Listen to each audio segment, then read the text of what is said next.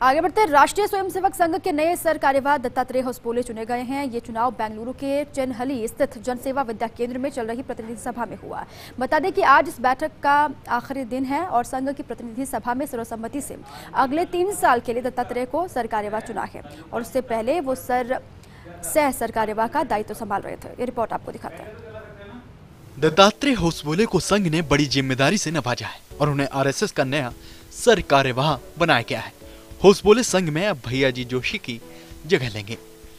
जोशी इस पद पर पिछले करीब 12 साल से थे। दरअसल बेंगलुरु के चेन्नहली स्थित जन सेवा विद्या केंद्र में चल रही प्रतिनिधि सभा की बैठक के अंतिम दिन नए सर कार्यवाह का चुनाव किया गया।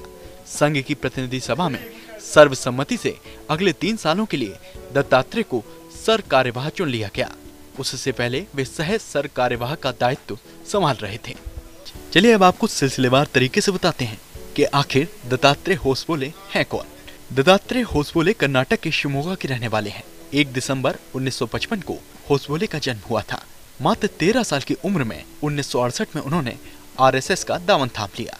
साल 1972 में अखिल भारतीय विद्यार्थी परिषद से वो जुड़े। होसबोले ने बेंगलोर यूनिवर्सिटी से अंग्रेजी से स्नातकोत्तर किया।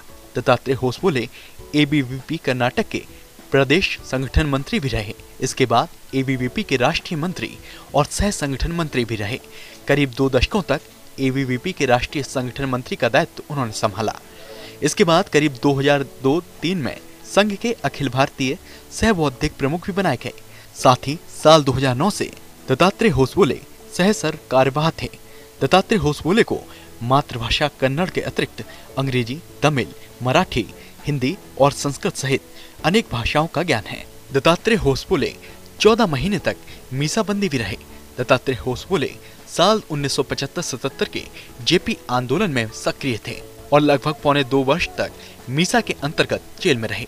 जेल में होसबोले ने 2 हस्तलिखित पत्रिकाओं का संपादन भी किया।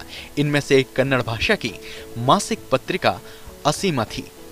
आरएसएस में प्रत्येक 3 वर्षों पर चुनाव की प्रक्रिया संपन्न कराई जाती है। इस दौरान आरएसएस जिला संघचालक, विभाग संघचालक, प्रांत संघचालक, क्षेत्र संघचालक के साथ साथ सर कार्यवाह का चुनाव करता है।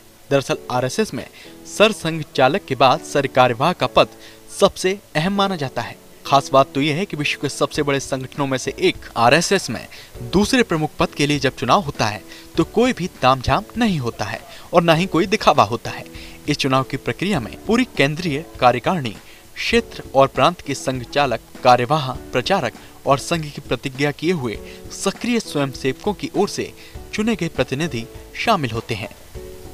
Bureau report, first India news.